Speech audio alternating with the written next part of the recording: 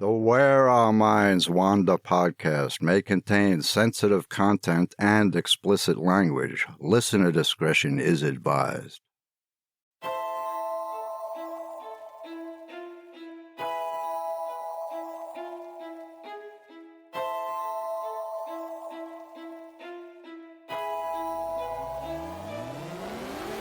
Greetings, fellow wanderers, to the places our minds wander. The house at the end of the dirt road, where disembodied voices whisper and strange sounds make the living shiver. Where shadows lurk at the edge of the woods, just outside your back door. And mysterious lights speed beyond reason across the clear night sky. Odd events throughout time that lead you down the rabbit hole. I'm Wes. And I'm Beth. And this is Where Our Minds Wander. Hello and welcome to Where Our Minds Wander, all you fellow wanderers. Hello, everyone. So just a little bit of housekeeping this episode. If you caught last week's episode, then you know I covered the Regent Theatre in Picton, Ontario. Well, I just want to give a belated shout out to fellow wanderer Sheila for recommending that we look into the Regent Theatre. And we really love it when all of you listeners offer suggestions.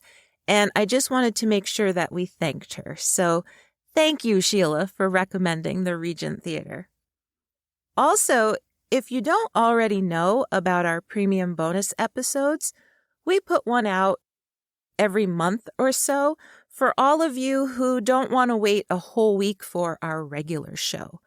And they're only $3 an episode, and the money you spend on our premium bonus content goes directly into our production costs, which we really appreciate. And we do plan on releasing a new one within the week, so please check them out if you haven't yet. Yeah, and also, we'd like to thank all of you that took the time to share our show and tagged us on your Facebook pages.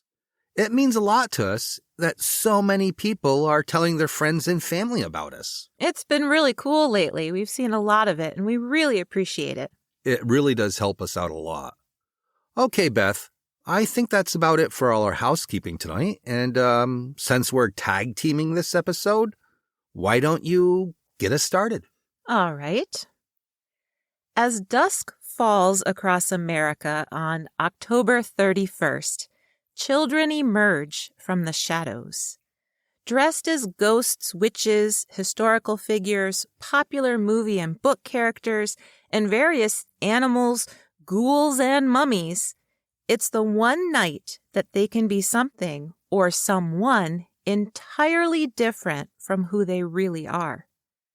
Younger children might anxiously grip a parent's hand, while other children may be brave enough to join the groups approaching the neighbor's faintly lit front yard, decorated with pumpkins and fake gravestones.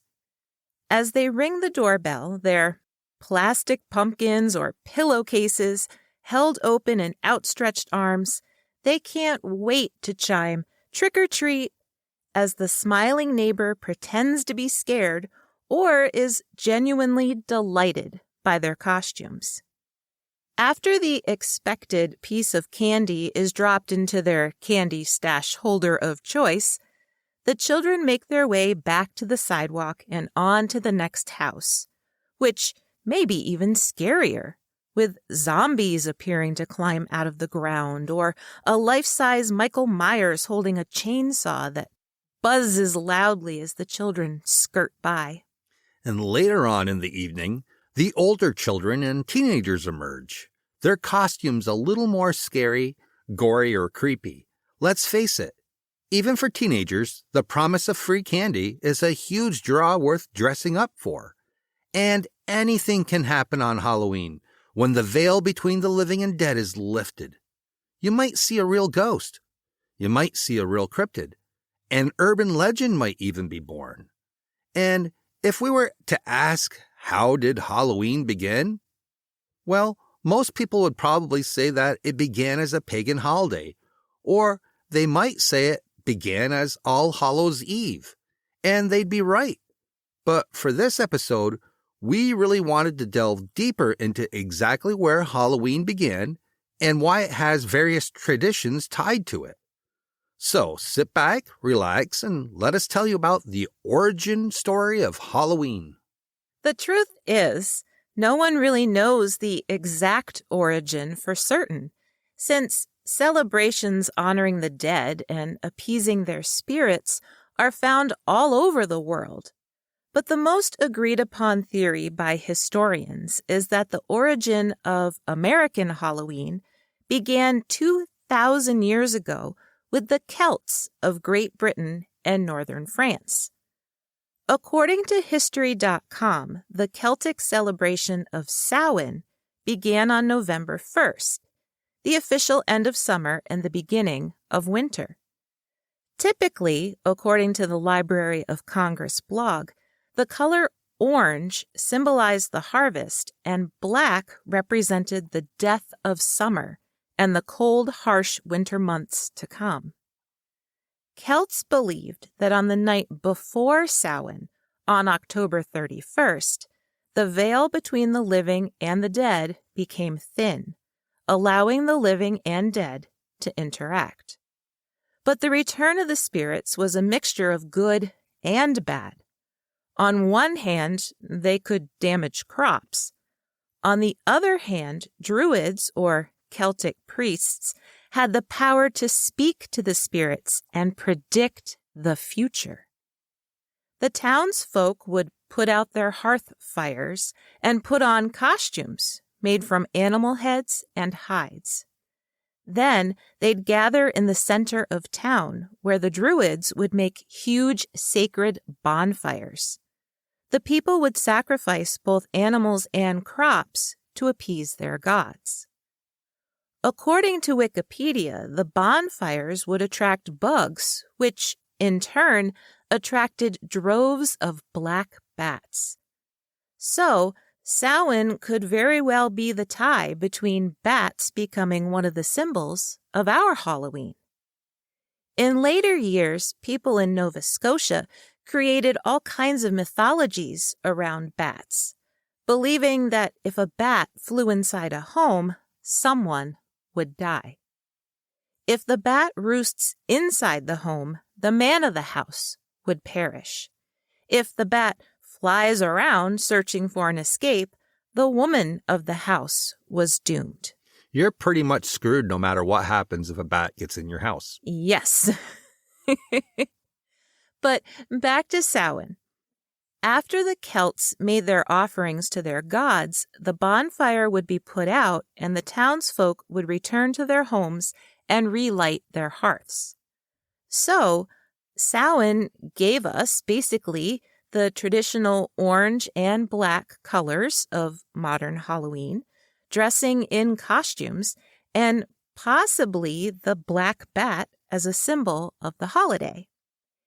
And it also gave us the main character for one of our favorite Halloween movies. In the film Trick or Treat, the little pumpkin-headed character of Sam Hain is actually an Americanized way of phonetically pronouncing Samhain. He was such a cute little guy. Well, till you saw his real head. Yeah.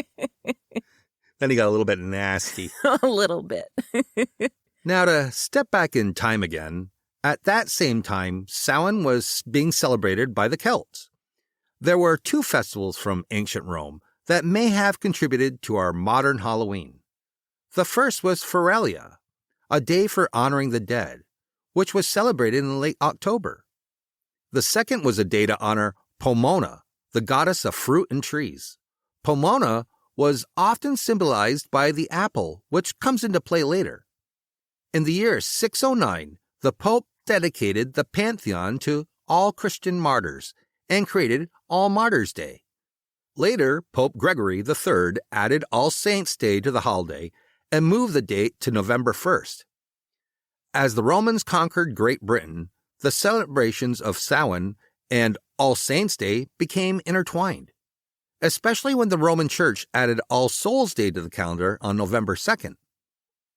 History.com points out that the way All Souls Day was celebrated had a lot of similarities to Samhain. Bonfires were lit, and people dressed in costumes. But instead of dressing up as animals, they dressed up as saints, angels, and devils. The Middle English word for saints was hallows, and so All Saints' Day was called All Hallow Mass. And the night before, which was technically Samhain, was now called All Hallows' Eve. According to GoodHousekeeping.com, people in Old England and Ireland were not keen on adopting all the new ways of thinking, of course, and they continued to appease their spirits at the end of October. They would set out offerings of food for restless spirits. But it was in the 12th century when the roots of our modern Halloween really took hold. All Martyrs' and Saints' Day and All Souls' Day became holy days of obligation and were called All Hallows Tide. It had to be confusing back then to have all these different holidays added, and then they all had different names, and then they were put together and had another name. And I know, because, tell you the truth, I'm confused right now. Can you imagine back then? They keep changing the name. Just pick one already. So during All Hallows Tide, as church bells rang for souls in purgatory, town criers walked the streets entirely dressed in black. The criers also rang bells, reminding townsfolk to pray for the souls of the dead. By the 15th century, people in Great Britain were baking soul cakes, which they handed out to poor children, who went door to door collecting them in exchange for praying for the souls of that person's dead relatives. They called this practice souling. In some European cultures, instead of praying for lost souls, the children represented the actual dead, and receiving and eating a soul cake was supposed to help the souls of the dead. When the children went out souling, they carried hollowed-out turnips lit with candles as their lanterns. In some cultures, the candles themselves inside the turnips represented the souls of the dead. The souling tradition was so common that even Shakespeare mentioned it in Two Gentlemen from Verona in 1593. And parishioners were more commonly dressing up as saints if their church was too poor to have actual relics. They looked at it as if they didn't have the bone of a saint, then having people dress up as saints was better than nothing. Putting on costumes for All Hallows Tide was done in different ways in other parts of Great Britain.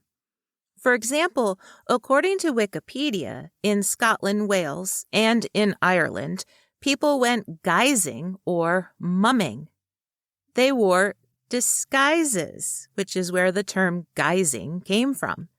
And they went door to door trading songs or verses for food. Originally, their guising may have technically been souling. They asked for food in exchange for prayers for lost souls. But they also believed that bad spirits could catch them if they didn't disguise themselves. In parts of southern Ireland, the group of guisers often included a man dressed as a white mare horse. If a house gave them food, the household could expect good fortune, but if they refused to give them food, bad luck would fall on them. In Scotland, guisers painted their faces black or wore masks and threatened mischief if the house refused to give them food. In Wales, men disguised themselves as Greycoat, a fearsome witch. So, All Hallows Tide gave us the precursor to both trick-or-treating and jack-o'-lanterns. But, like we mentioned, cultures all over the world celebrated their dead, and there's even more to throw into the mix. According to the Library of Congress blog, the Aztecs of Central and South America honored their dead for an entire month. When Spanish conquistadors arrived and Christianity spread, the month was shortened to just 3 days, from October 31st to November 2nd. Known as the Day of the Dead, the celebration is a mixture of Aztec practices like placing orange marigolds and food offerings at grave sites and the Catholic practices of offering masses and prayers. As time went on, All Hallows Tide traditions continued to expand and change, and so did All Hallows Eve, October 31st. Candles or soul lights were lit in graveyards and in the windows of houses to guide the lost souls. Milk might be poured onto graves as an offering.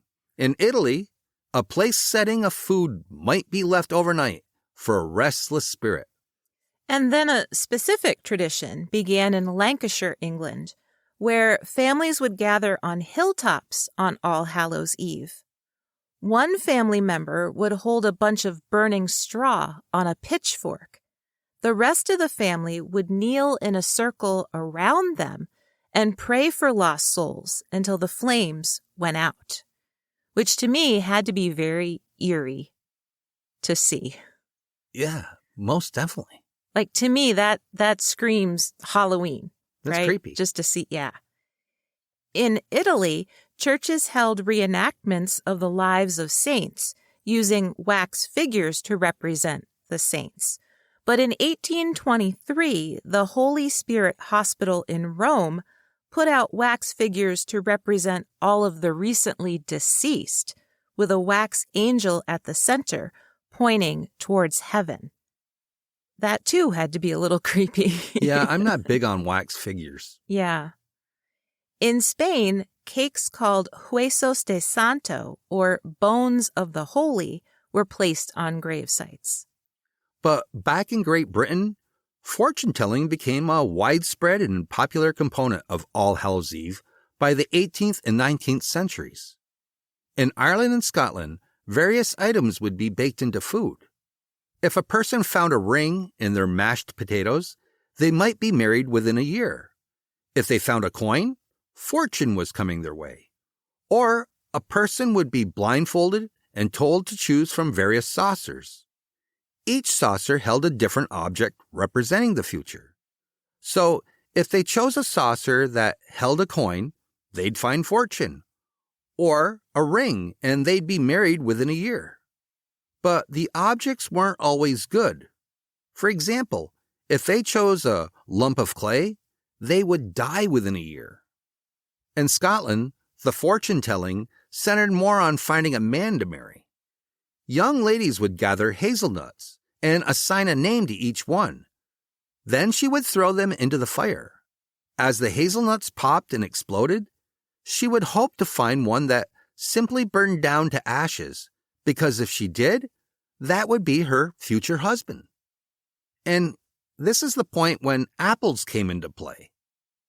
Young unmarried women would throw apple peels over their shoulders and try to decipher initials in the way that the peels landed on the floor.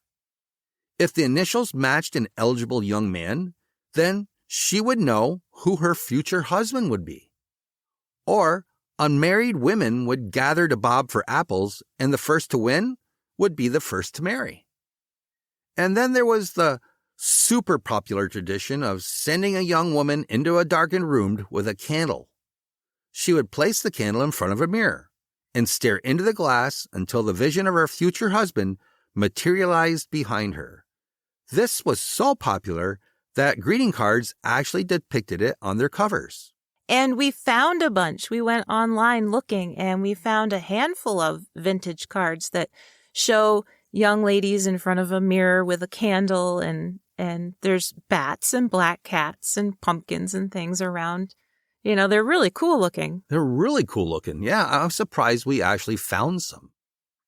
Bonfires remained a fixture in All Hallows Eve celebrations across Europe, and in some cases, they too took on elements of divination. After the flames died out, a ring of stones would be placed around the edge. Each stone represented a specific person. When morning came, if any of the stones weren't where they were placed the night before, that person would die within a year. And by this time, the legend of Stingy Jack had spread. We had mentioned that during the practice of souling, children would carry hollowed-out turnips with a candle inside to guide the spirits. Well, the story of Stingy Jack put a slightly different spin on the turnip lantern story. According to legend, an Irishman known as Stingy Jack invited the devil to have a drink with him. But Jack didn't want to pay for their drinks, so he somehow tricked the devil into turning himself into a coin. And then, rather pay for the drink, Jack pocketed the coin, which was really the devil. Since Jack also carried a silver cross in his pocket, the devil was trapped in his trousers pocket. Eventually, Jack decided to free the devil, but before he did, he made him promise not to bother him for a full year.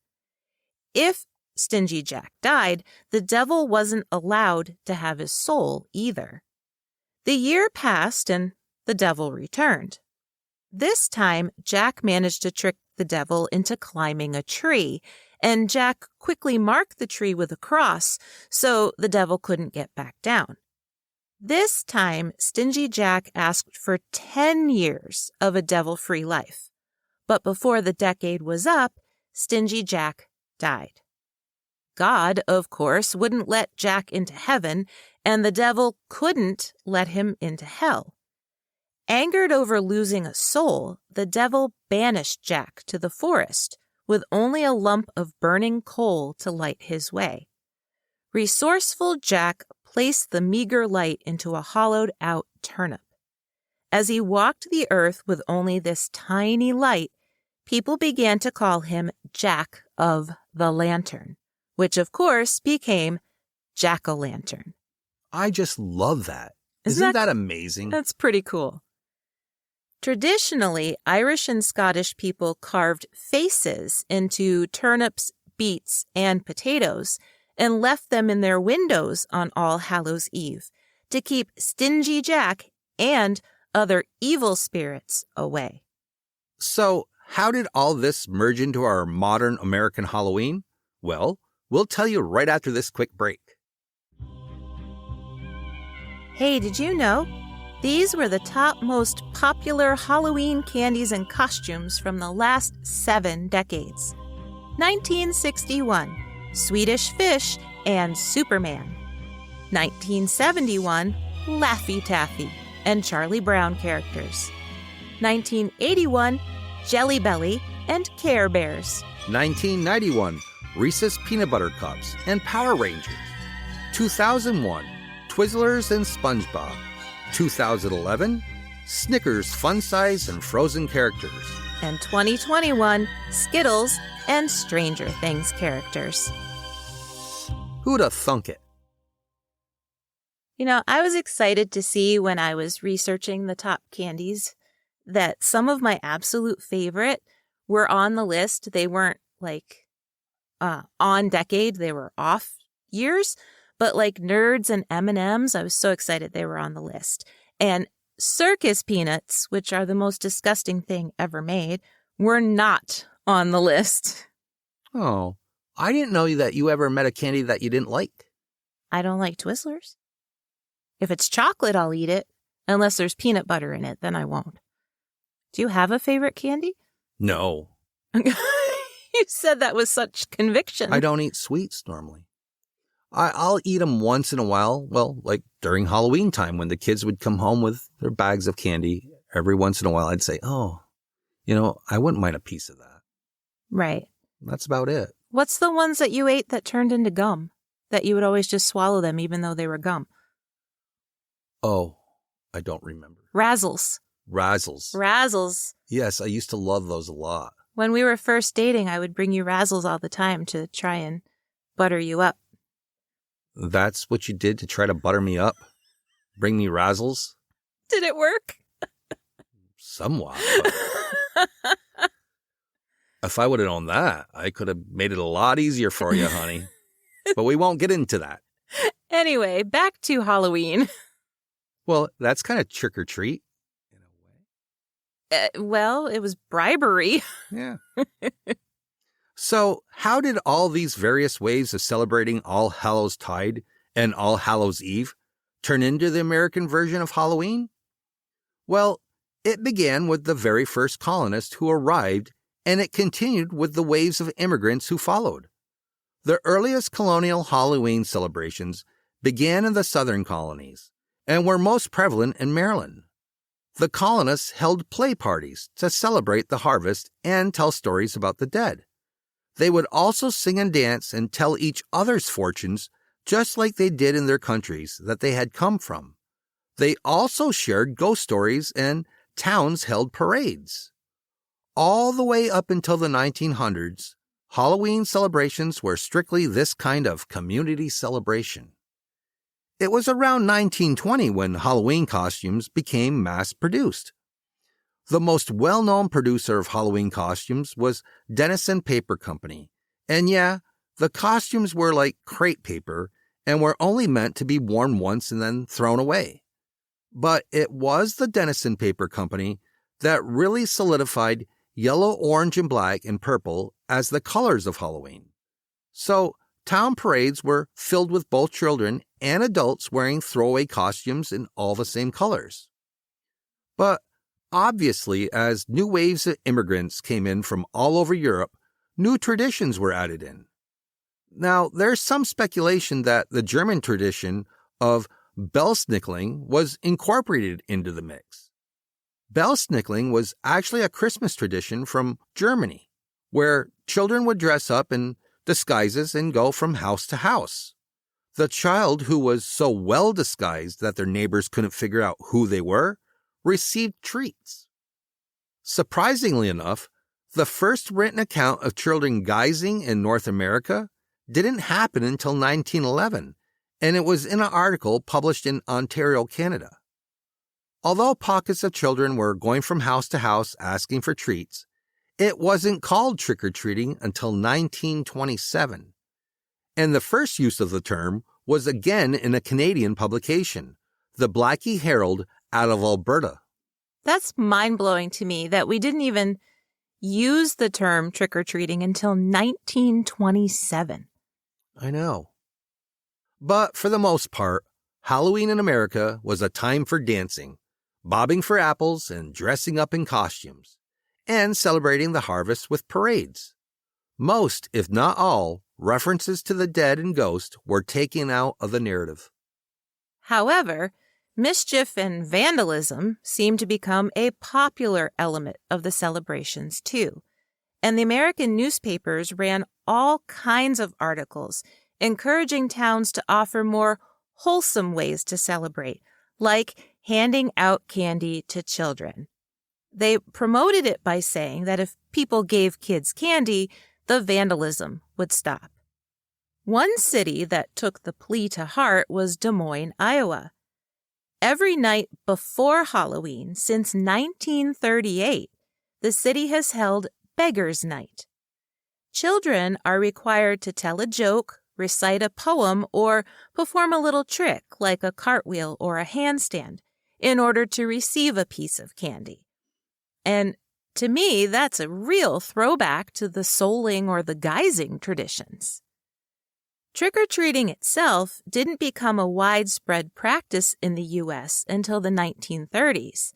But during World War II, sugar was scarce, and trick-or-treating took a huge hit. As soon as rationing ended, candy companies went full bore, promoting trick-or-treating as the way to celebrate the holiday. They did a great job establishing trick-or-treating as a staple of Halloween festivities, since today, Americans spend a total average of $6 billion a year on candy for Halloween. I know, we went to Walmart and Target to look for bags of candy to hand out this year, and they've gone up drastically. $21, $22, $30 for a bag of candy. $30, and that's one bag of candy. Do you know how many bags of candy you need to hand out to neighborhood kids? Mm-hmm. Well, treats of all kinds became instantly connected to Halloween, but none so much as candy corn and candied apples. According to the Library of Congress blog, candy corn has actually been around since 1898, but it was originally called chicken feed. But due to its shape and traditional autumn colors, it was an automatic choice for handing out on Halloween when trick-or-treating became a nationwide event in the 1950s. And candy apples have been around since 1908 and were actually created by mistake. New Jersey candy maker William W. Cobb was experimenting with a new cinnamon-flavored candy at Christmas time. In order to show off the beautiful sheen on his candy, he pushed apples onto sticks and dipped them into the glaze, hoping people would notice them in his shop window and come in to buy the cinnamon treats. Instead, they asked for the entire glazed apple. Since apples have been tied to Halloween since ancient Roman times, it became an obvious choice for a Halloween treat. And what about these costumes? When did they become more tied to movie characters and TV personalities? Well, not until the 1950s, when television replaced the radio in a lot of homes. Enterprising companies began mass-producing characters like Little Orphan Annie and Hopalong Cassidy. The special draw was these new costumes came with the mask. And I remember those masks, and they were god-awful. The string always broke. Yeah, that little rubber string. It wasn't even a string. It was a little piece of... Like elastic. Like elastic. Yeah, and it had the little metal hooks on the end, and they would always slip through the holes. Stapled into the sides of the mask. Yes. And then I remember the ones that I had were more like cardboard-ish, because then they'd start to like cut into your nose. Right. Or they'd get wet around the mouth, and they'd be so gross. I think I had a mask once when I was a child going trick-or-treating, and I hated it. And every year after that, I just painted my face. Yeah.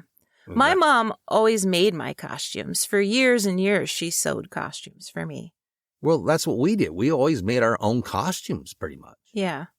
And I loved it at school time because everybody had homemade costumes. And, you know, being a kindergartner and going out on the playground and just walking around with your costumes on, it was such a big deal. It was. It was such a great time. It was exciting and it was fun. So it's no surprise that over the years, as television controlled what we watched, it had an influence on Halloween. Costumes now range from Disney characters to horror movie villains and popular TV show characters. Jack-o'-lanterns are another holdover from earlier traditions. Towns all over the U.S. do a great job putting out amazing displays of carved and lit pumpkins. There are even TV shows around Halloween where contestants compete in pumpkin carving competitions for huge amounts of money. And they're fun to watch. We watch them every year. Yeah, that we do. And I like the baking show ones also, where they compete. Yes, to do Halloween creations? Yes. Yeah. Those are really cool. Mm-hmm. The Guinness Book of World Records awarded Keene, New Hampshire with the record for most jack-o'-lanterns lit in 2013. They had a whopping 31,581 carved and lit jack-o'-lanterns all in one display. Today, Halloween in the U.S. is celebrated in all kinds of ways. There are still community-wide celebrations, private Halloween parties, and family gatherings. People bob for apples, carve pumpkins, and visit graveyards. All of them still incorporate some, if not all, the earliest Halloween traditions. So there you have it. Perhaps, like us, you learned something new about the origins and how it shaped Halloween as we know it today. And if you're like us, which we're assuming you are, you got a kick out of knowing where it all came from. Well, you know, Halloween is my favorite time of year, but the only thing that I don't like it evolving into right now is that it's not scary anymore.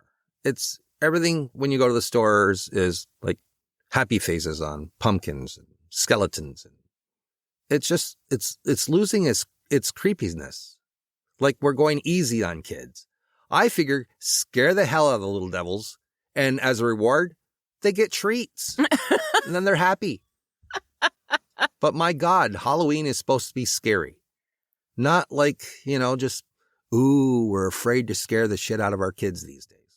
Well, see, I disagree with you because for me, I never thought about Halloween as being scary and creepy. I mean, there was an element of scariness to it because for me, you were out after dark and you were, for the most part, by yourself without your parents, and you were going to strangers' houses. So those were all three things that I didn't normally do as a little kid.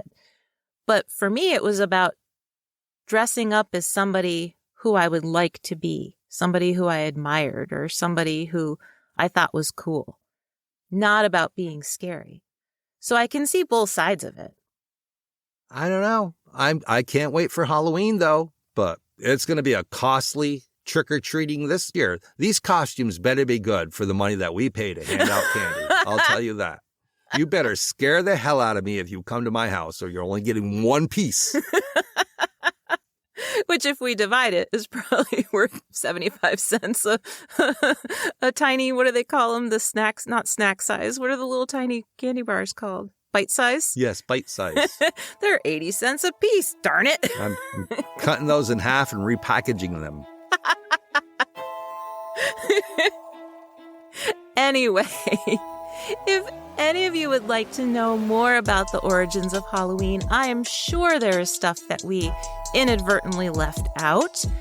So you can always check the sources in our show notes to see where we got our information from and where we based our research. Well, Beth, I think that about wraps it up for this episode. I think so. Join us next week for an all-new episode of Where Our Minds Wander. See you soon.